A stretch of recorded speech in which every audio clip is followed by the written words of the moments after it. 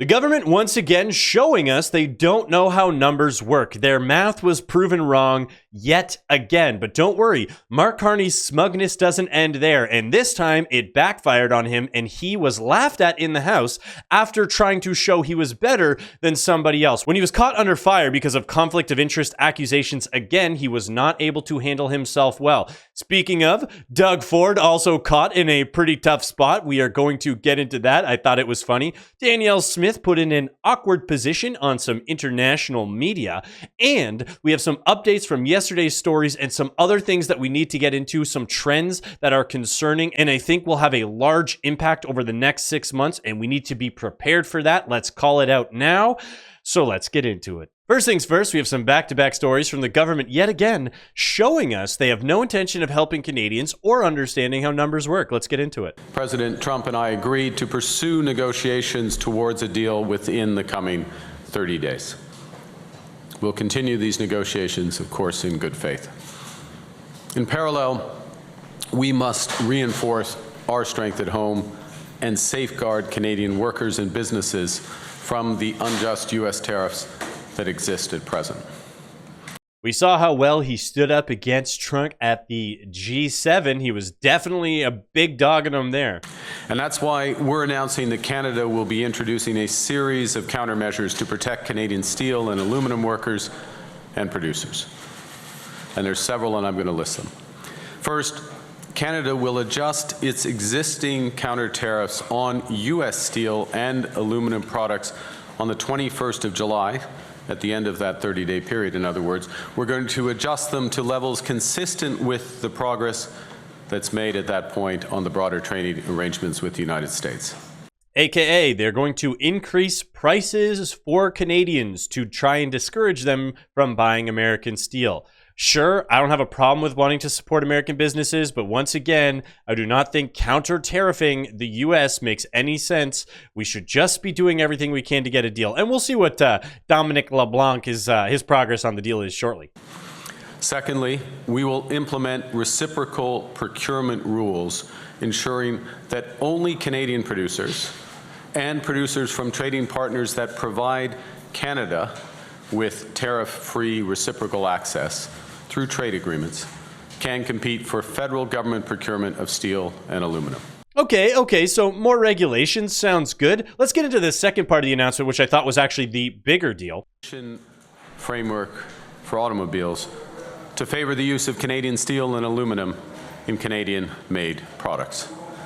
And finally, we're creating 2 government stakeholder task forces, one for steel, one for aluminum, to monitor trade and market trends and to better support government decision-making and workers going forward. Prime Minister Carney, is there any way we can just approve some of these nation-building projects, get them to use Canadian steel? Those projects can go towards producing for Canada, maybe get a sovereign wealth fund together and actually have productive assets that are going to go towards our GDP? Oh, no, we can't. What you're going to do instead is create new governing bodies, one for steel, one for aluminum, just to track what's going on.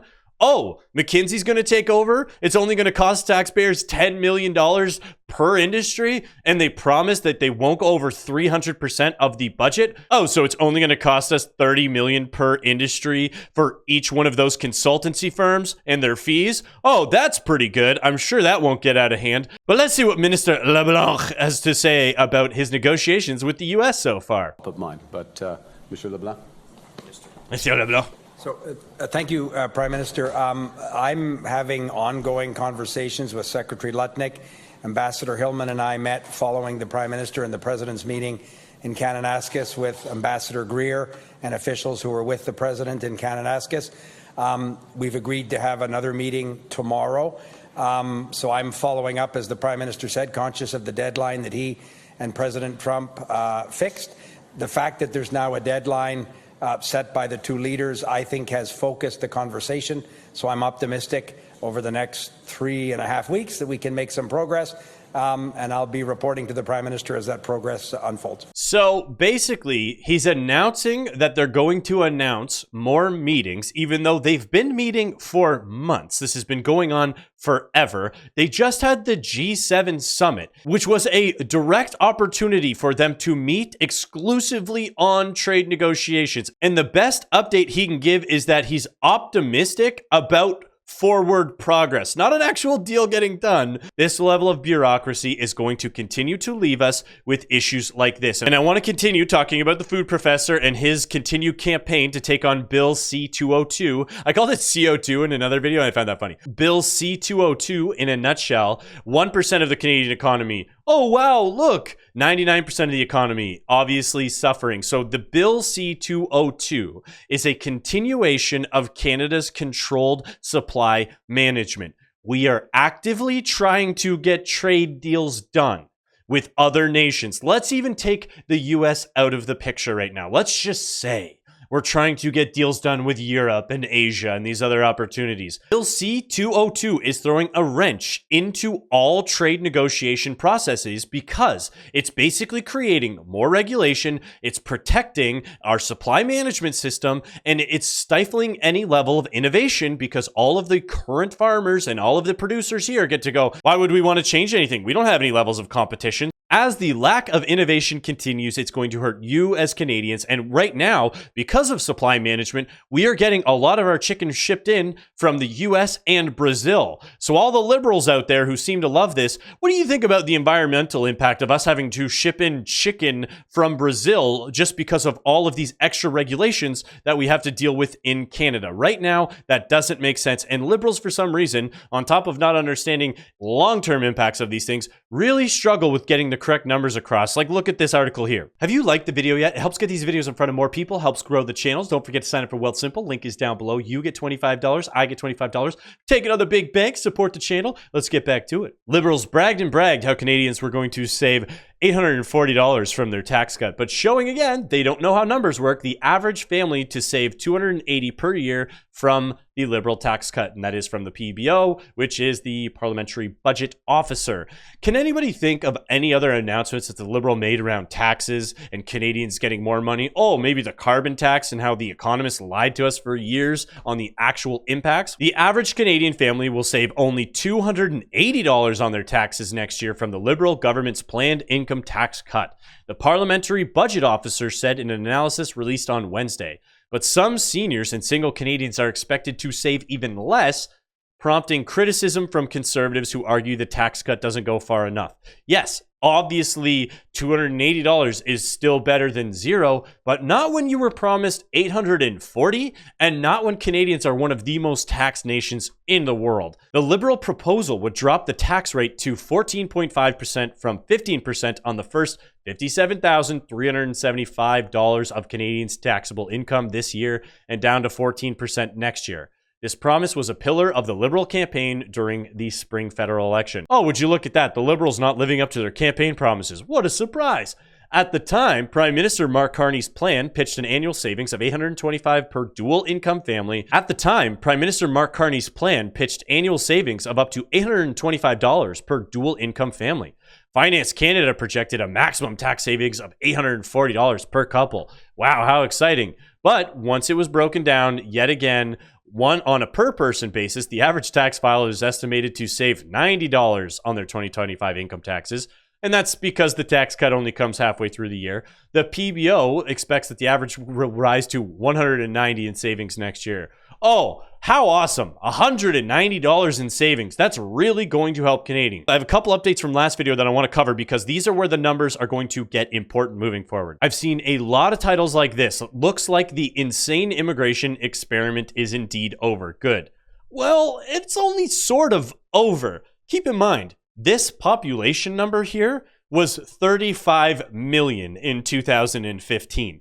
So looks like we still have a lot of people. Over the decade, we averaged over 570,000 new people per year. So yeah, the immigration experiment may be done from a growth perspective, but the damage still remains. Don't take your foot off the gas when it comes to the immigration problems that we have in Canada. This is an attempt to try and get steam out of the kettle because they could tell people were upset with immigration. But here's the problem. And again, like I said in last video, we got addicted to immigration when it comes to Canada's economy. We are going to see numbers moving forward. I bet you in the next 6 months, maybe in the next 12 months, if these immigration numbers stay this low, we are going to see things like, wow, we're entering a recession. We're seeing deflation. Oh, rents are going down, which is good. We want rents to go down. We want life to get more affordable for Canadians, but they're going to try and bring back immigration as a solution for it. And we need to remember moving forward, it's what caused a lot of these bubbles and problems as well. The Liberals are going to start to want to take some credit for the deflation and the lowering of inflation when it eventually does happen. We cannot give them the credit. It'll be a good thing that prices are coming down, or at the very least, going up slower. It's kind of the same thing as the mafia running an extortion ring, going up to a business and being like, hey, we used to extort you for $100 a week. We're only going to do $50. Don't we get some credit? It's like, no, you don't get any credit. It's still charging me $50. Don't allow them to take credit for problems they created and are now fixing, even though we still have a lot of headwinds to deal with. But I honestly do think there is a major recession that could be coming down the road if we keep immigration numbers low, but that has to happen so Canada can rebuild with these nation building projects. And how are we going to get these projects built? Oh, all of the entrepreneurs we keep immigrating, of course. We actually have a small update on those guys. Let's get into that quickly. So if you remember in yesterday's video, we talked about these guys with the, they call it an alcohol theft ring. I call it just infinite money glitch. It turns out Rupa shared this tweet and she said, worth noting, these two losers were arrested back in March. See screenshot. What are the odds that they're not citizens, came in as students, temporary foreign workers, and now have multiple arrests and face no threat of deportation? So not only are they wasting taxpayer dollars with the amount of times they're getting arrested, processed, having to be fed, housed, all those things. And also, I've seen tones shifting, especially from losers like Ron Butler, trying to paint these people as the victims. Oh, they were just brought in by these community colleges who took advantage of them. No, these people love scamming. It's built into the culture. Look at these new scams that are starting now. This is alleged, of course, so we can't say this is 100% happening. Most of the time, these things are proven to be true. Hello, guys. I have a relative who are committing fraud and sin in the name of sponsorship. They are both siblings, brother and sister. They have created fake marriage certificate, and the elder sister who lives in Australia has applied for spousal sponsorship for her younger brother. Gross, weird, who resides here in Canada and has no papers. I feel like what they're doing is very disgusting and unfair to those who applied genuinely. Yeah, exactly. This is the whole thing. The scammers win, and the people who follow the rules lose. I talked about it to them and they don't care at all and have gone ahead with the application. I want now to call the Australian Spousal Program Center and snitch on them and the fraud they are committing because it's a shameful act. Yes, you should. By the way, this is from a Reddit group called Indians in Toronto. Yes, they're always going to find a way to scam. Yes, the government is complicit. Yes, the colleges were complicit. They definitely encouraged it. But again, I've said it in the other video, there's two scenarios here. Either we brought in millions of Indians who all got duped and had no idea what they were doing, or a lot of them were scammers and just wanted to jump the front of the line. And as we see, scam after scam continue to add up. It's starting to make a little bit more sense on which one it was. And that's why even though we do have conservative MPs like Andrew Lawton speaking up saying, oh, I want the Canadian government to be tough on illegal immigration. Yes, absolutely, that is a problem. But we don't want the government to search their Canadians' mail and ban large cash transactions so that we can basically shut down the illegal immigration that's coming almost exclusively from India. How about we keep reducing the immigration numbers and you make the asylum claims tougher so that these people can stop scamming? You don't need to give all of these new powers to the government to get that across. But what does the government want to do instead? They want to push through Bill C-3. Let's get into this. Government Deputy House Leader. Thank you, Mr. Speaker. I welcome the opportunity to the member to answer my question. I'm curious to know, and I really do want to know how we can make this House function better and work together better, because that's what Canadians want from us. They want their members of Parliament to speak to each other like members of Parliament and find ways to work together. The honourable member. Yeah, I'm sure she cares about what Canadians want. Don't table junky legislation. Come on, go to the immigration minister and say there was literally months and months of testimony that could have been included in this bill, and she just pulled it off the shelf, and then expected us to take it. That's not acceptable. You know, I will never back down on my responsibility to hold the government to account on behalf of my constituents. I know people don't like hearing it, but that's why I am paid to be here. Yeah, and so just so you guys know what Bill C-3 is, essentially, I'm going to really give you the simple version. It's creating a way to have chain immigration to other countries. They want to make it so easy that a foreign person who has just spent 3 years in Canada as a citizen, whatever that means these days, so that they can just easily pass down their Canadian citizenship with essentially having no connection or ties to Canada at all. It is a complete watering down of Canada as a nation. It's horrible. One of the funny things I saw too was, oh, actually, this is going to be great at encouraging Indian Canadians from extending their citizenship to their kids and their kids. And I'm like, oh yeah, that's what we need, more of them. But speaking of, why don't we talk a little bit more about Ariel Kayabaga? She's the one we saw, the Liberal minister there. Let's learn a little bit about her. Well, Ariel was selected as 2023 Young Leader by the World Economic Forum. Huh. Surprise, surprise, nothing to see there. Moving on. This is the part, in my opinion, where Mark Carney got flustered. He did not expect this. He got laughed at by everybody in Parliament, and we will show his smugness did not pay off. That the Prime Minister has an entire department of bureaucrats trying to manage his conflicts of interest, but they can't even tell us if the Prime Minister has set up a conflict of interest screen. And so that means that the former chairman of a multi-billion-dollar investment firm is sitting at the cabinet table and could be taking decisions that personally improve his financial standing. He's been Prime Minister for 100 days, but he's still jumping through these ethical loopholes. So why won't the Prime Minister stop hiding the truth from Canadians and come clean? What are your conflicts of interest? Yeah, pretty insane that we don't have a complete breakdown. I would just remind the member to direct his question through the chair. The Right Honourable Prime Minister. Thank you, Mr. Speaker. Unlike member opposite, I'm proud of having experience in the private sector. I'm proud of having experience helping to build this country. I'm proud of having filed all my requirements in advance before required, including a screen for the conflict of interest. I wait on these. He answers it so smug, and let's check this out. Honourable member for Leeds, Grenville, Thousand Islands, Rideau Lakes.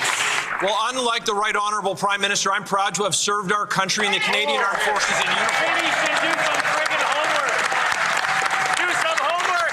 This Prime Minister seems to do whatever he thinks he can get away with. He voted for the Liberals' ban on gas-powered cars, while Brookfield is heavily invested in the EV supply chain. We know that he used offshore tax havens in the Caribbean to avoid paying Canadian taxes. His own department won't even say if he set up conflicts of interest screens. So instead of maligning people who serve the country in uniform, why doesn't he stand up and come clean about his conflicts of interest? Although it's not as big of a deal in Canada, if he were to have done that in America, the news would be eating him up right now, and I think that flustered him. The Right Honourable Prime Minister. Mr. Prime Minister, sorry.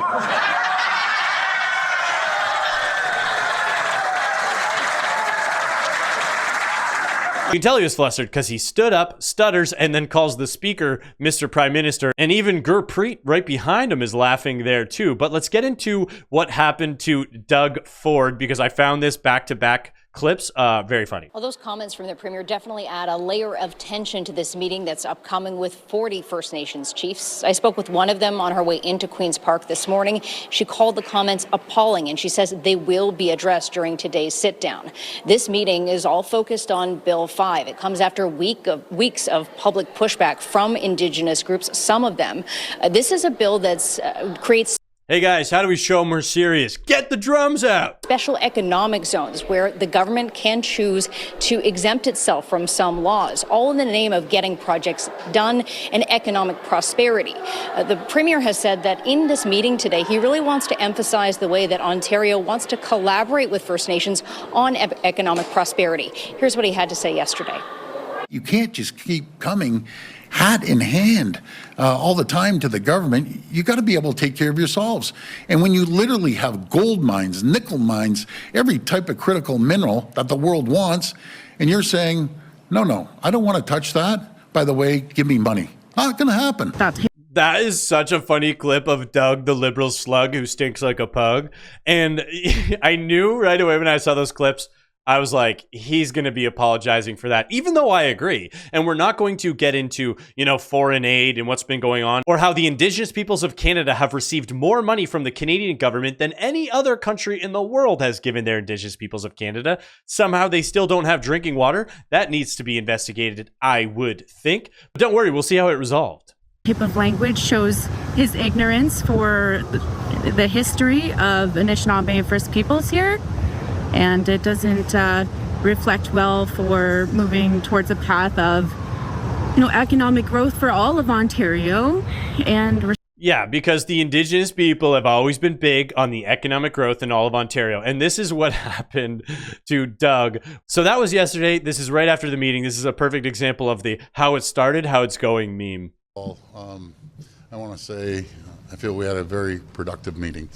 And Grand Chief, thank you so much for coming. And what I said when I went in there, and I'm sincere about this, when I go out, and yesterday, I get pretty passionate.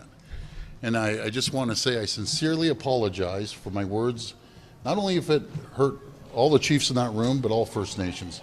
He's just too passionate, guys. Because we know that if we work together, and I said during the campaign, nothing moves without First Nations consultation, respecting duty to consult, and make sure that we work together. Not shown here is the tomahawk being held behind his back while he's having to make this apology. No idea how they became such a political juggernaut in the last 10 years. And I get passionate because I want prosperity for their communities. I want prosperity for their children and their grandchildren. And I also mentioned when I was in the meeting about when we work together, ourselves, be it the province, First Nations communities, and the federal government, we're unstoppable. And there's one person we need to stop, and it's Donald Trump. And that's the part that I wanted to get through. Yes, he apologized. Yes, it was embarrassing. This whole thing was very funny. But of course, it all comes down to him blaming Donald Trump. And I was like, come on, Doug. You can't make it through this without bringing up Trump in this too. It's so funny. Speaking of, we had Danielle Smith going on an American news station. And I found a couple things funny about this. One of which is they just called her official. Official denies claims about Canadians wanting to join the U.S. Not accurate. First of all, she is a premier, but Americans, you're like, hey, she's a premier. And they're like, what's a premier? It's kind of like a governor. If it's a governor, why don't they just call her a governor? Okay, just go with official, guys. We'll just go there. Canada's Prime Minister wants a new economic and security relationship with America, and he wants it within the next 30 days. Alberta Premier Danielle Smith joins me now. Madam Premier, what does your province want from any trade deal with America? I presume it's about energy. Well, I'm glad to see that the two men seem to have a better personal relationship that the president had with our former prime minister. And I think that is what is leading to some early resolution of some of the trade issues that we've had over the last short while. I'm hoping, of course, that we are able to get a deal so that we can start talking about getting more energy to the United States. We want to be part of the energy dominance story. We think that that America is stronger with Canada having an import of our oil and gas, which 100%. And somehow the Liberals, who keep wanting to sign off on all these nation-building projects, have not announced or brought any forward when we have Danielle Smith going on American news talking about how she wants to keep building these relationships, and they can't even announce the Northern Gateway Pipeline, which everybody wants, which again, we know would help with Canadian steel problems as well. Sovereign Wealth Fund allows you to keep prices low for your consumers and then export internationally so that you can achieve some of your security objectives. We've got critical minerals. We've got a supply and integrated food chain. We have some work that we need to do to resolve steel and aluminum and auto parts and timber. But I hope that we're closing in on a resolution. Am I right in saying that a very large proportion of the residents of Alberta if not a majority, but a large proportion, would like to be part of the United States? I would say that's not accurate. We love our American friends. I think we've got the largest expatriate American community in our province. It was so funny to watch her have to like pause there for a second. I would say that's not accurate. But part of what makes Canada different is that we were the North Americans that wanted to maintain ties with Europe and ties with Britain. And I think you see that in the character, that we have a relationship with our European counterparts, as well as a very strong relationship with the United States. So best friends, but I don't think we want to move in together. And I do agree. I think the waters have been a little bit muddied on if people just want a sovereign Alberta, if they want Alberta to join the U.S. and all that stuff. But it was just funny. Am I presumptuous in saying all of Alberta wants to become American? Like, maybe a little presumptuous, and I know I was being hyperbolic there. I just found that whole interview with them a little funny, but I do think Danielle Smith does a great job representing Canada all the time. She comes off as articulate, smart, and she shows that she knows that Canada and the US needs to build Fortress America and start working together. Meanwhile, we have the Liberals who can't even do basic math being shown in this video, announcing consultants for industries that already exist just to check out global trends. They are going to set more money on fire as she's trying to get real projects done. Mark Carney's going to keep embarrassing himself, but if you made it this far in the video, thank you so much for watching. You absolutely rock. Don't forget to like and subscribe. Sign up for Wealthsimple. Link is down below. You get $25. I get $25. We're taking on the big banks. Sports the channel at the same time, and have a great rest of your day.